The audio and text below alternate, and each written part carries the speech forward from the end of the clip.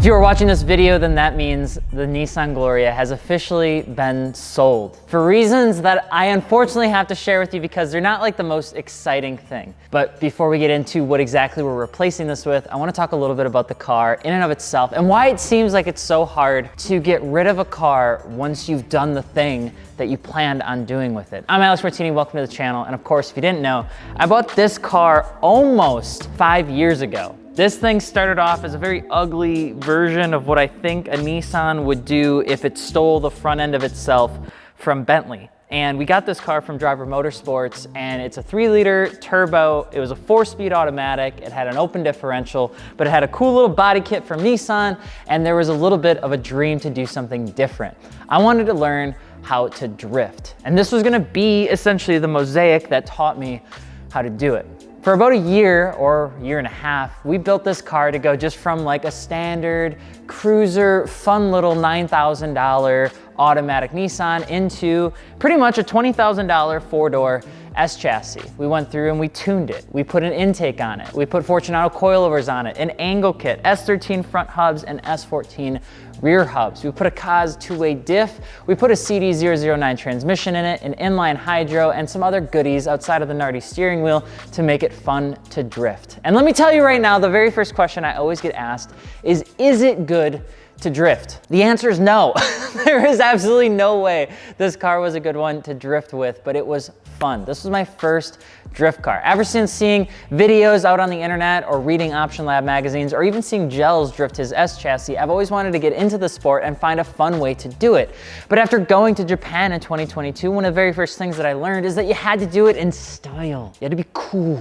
You could have a box if you wanted to, but that's not really how I see drift cars. I like when drift cars look good and they have a little bit of style to them, which meant we had to learn in the Nissan Gloria, but it wasn't a good drift car. Most of the cars we build are actually not very good versions of what it might be if we just kept it stock, but that's besides the point. I loved this thing. This thing was rad. We put Volt GTCs on it. These were my dream wheels since I was a kid. Drifting was a dream I wanted to do ever since I drifted in Forza Motorsport 3 with Michael Shaw in the basement of our duplex while we were going through college.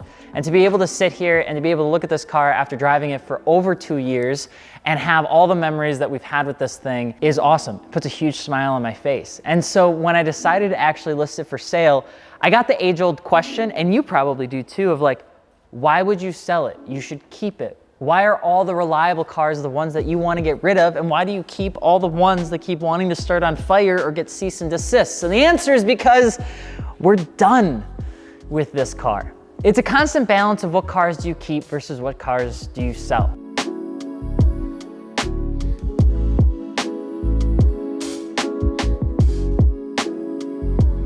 I deal with this thing all the time. There are some cars that I want to keep forever, and sometimes it seems like it's just not the right time. At the end of the day, it's really important for you guys to maybe understand this, that we have cars here that we build and we do content for with Martini Works, but at the end of the day, having this car means that I can't have a different car. I'm also not located in California. I'm not blessed to have 77-degree days and beautiful sunny weather all the time. Unfortunately for me, it's -10 where the wind hurts my face and everything sucks and it's dead outside and you get seasonal depression and you just want to cry. Turns out it's just 2 o'clock on a Tuesday and you gotta wake up the next morning and do the same thing again. Unfortunately, that means that I can't keep the Nissan Gloria. It has to go to someone else. Now, that person that is picking us up, his name is Travis. He's a really nice guy, watches the channel, and he actually owned a Nissan Gloria that we were going to trade for his Gloria and my Gloria plus a little bit of cash. And at the end of the day, we listed this thing for I think 21. I think we're going to end up getting around 19,000 for it. It's got about 12,000 in parts. It was a $12,000 car plus about $3,000 in transportation. The actual car itself was only like 9 to 10. So I'd say it's a pretty fair deal. But if you've been through this, you know what it's like. You've built a car, you spent a ton of time on it, or you've invested a ton of money into it and you still need to get rid of it. How does it feel? I think it feels bittersweet, and you can let me know how it feels for you when you've had to get rid of a car that you loved. But I have loved this car. It's one of the many reasons that I feel like the channel had so much fun with you guys and gals. You got to see this car be in places and do things that typically you would never see done on a Nissan Gloria. And hopefully I made a little bit of a splash in the Nissan Gloria enthusiast groups, all 16 of us. with doing something with this car that felt a little different. I've always believed in doing things kind of different and a little bit fun. And if that speaks to you, I hope you'll love what the next car will be. Only problem is, it's not a car. It's not a car? It's not a car? I know. We'll get to that, but we need to appreciate everything that this heavy whale of a car was for us. Now, it was the car that taught me how to drift. It was the car that taught me not everything had to be a big, angry, wing-carrying coupe. It was the car my friends got to drive everywhere when they didn't have something to bring to the car show themselves, because it was just easy to drive. I drove my dad around in this car at US Air, and we cross-countryed it to Tennessee and back when the truck couldn't haul it. Selling cars like this, it's not a want, it's a need. I would never have bought the Gloria if I didn't make the decision to sell my 996 Turbo, a car that I thought at the time I would also keep forever. And if you've thought about buying a Nissan Gloria, just remember this. One, stock, these things are more infinity than race car. The 4-speed automatics are rampant and there's no manual option. So if you want to do something like this, you're gonna have to swap it. Number two, turning one into a drift car is totally possible. And it's probably one of the most rewarding things we ever did. But you won't be setting many lap records with the Turbo V6 because they blow up above 280 horsepower. Mine dynoed at 226. It was slow as hell. Now third, don't sacrifice the comfort. I know I sound controversial when I say this because we drifted this car everywhere. Why did we not have a bucket seat? Well, the thing to remember is the best part of this car were the seats. And even if I was sloshing around like enthusiastic sperm at a drift event, it never mattered because on the car ride home with all of my tools in the trunk and the 3 people in the car, we were comfortable, and that always made it worth it. Now, the thing to remember is to my surprise, the person who's buying my Gloria, this car, was already a Gloria owner.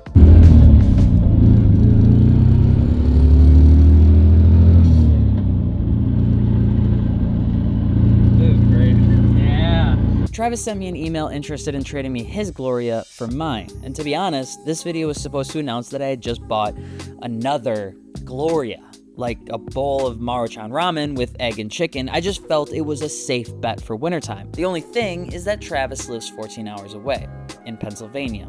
4-speed automatics don't necessarily make the best highway cruisers, and we started to think it just wouldn't work out. But 2 days before he was planning to come, he sold it and brought up a beautiful certified check that I lost immediately upon his arrival, which was sick. When someone else drives a car you've come to love, it feels a bit like someone is taking a pet you raised to their home. Save for the slobber and cat puke and replace it with oil stains and rattles that you've begun to get used to, it seemed like Travis genuinely liked this car, and that made me happy.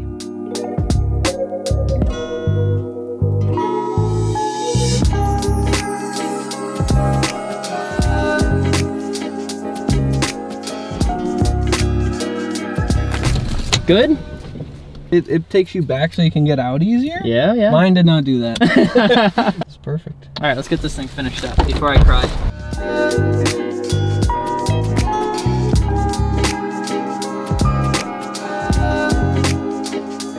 Stupid idiot, why'd you sell the good one? Why don't you sell the dumb ones? Why don't you sell the S2000, Alex? Why don't you sell the Ferrari, you dumb ass? No, you gotta sell the one that you got the most miles out of. Literally drove this thing like 7,000 miles a year. The one that I drive 200 miles a year, that's the one I'm gonna keep. That makes a whole lot of sense.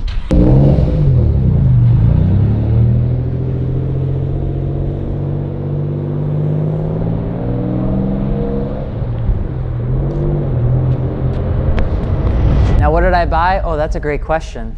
It came out the same year the Slim Shady album came out. It was incredible.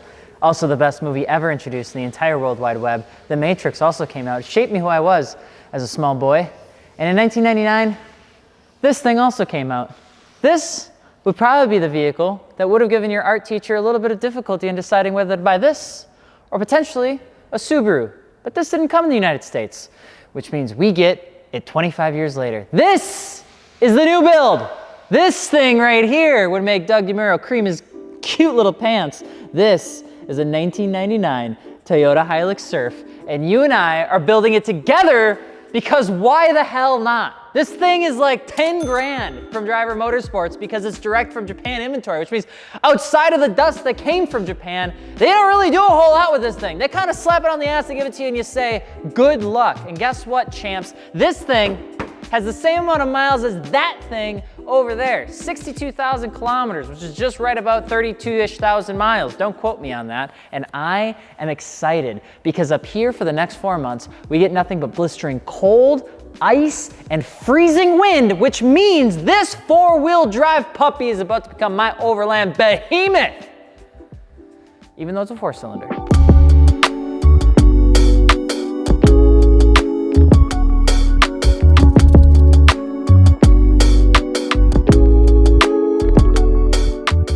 So it's January, which means it's negative 15 degrees outside. This thing has the worst tires known to man, and we gotta just do a couple more things with it. Here's the thing that I decided. I want this thing to look like a brand new Lexus, but I have the budget of ramen. And so what we're gonna do is lie and cheat to get up to something that looks very similar to it, but in fact is not. I wanna get some JDM wheels for it. Why? I still really haven't figured it out. We need to get new tires. We're gonna wrap it. We're gonna get some new lights because it looks like Crinkle Town in there. We got a couple other things that we really wanna do. Now, I have never actually worked with an SUV before. I sure as hell have never worked on a 4Runner before. So if you have any tips on things to do or things to avoid with this sort of build, let me know. The ultimate goal, I kind of want to like either drive it back to driver, you know, in one piece, hopefully maybe stay in the back and get like a little fold out bed or something like that, or be like that one guy that everyone loves on the internet that does like the nature things with his kids.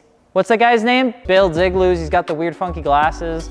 Brings his kids out with him sometimes. No, I want to be like that guy, but not as serious because I don't know if you've seen me, but I'm wearing corduroy pants. I can't do that. What I can do is if we get a tent and we put it on top and then we sleep outside for a night, and be really rad. And then I'll ask my mom if it's okay if you come over, and you can ask your mom if it's okay if you can come over, and we'll stay in different tents, of course, but then we can have a cool off-road thing, because that's what cool off-road people do. I don't know what things off-road people do, but I'm assuming it's something like that. Anyway, you guys have to let us know this is getting weird for you and for me. Let us know what you want to see with the thing, what color you think we're gonna wrap it, what color wheels you think we should go with, and of course, if you have any feedback on how not to screw this up, please let me know. I'm AlexMartini. Don't forget to subscribe.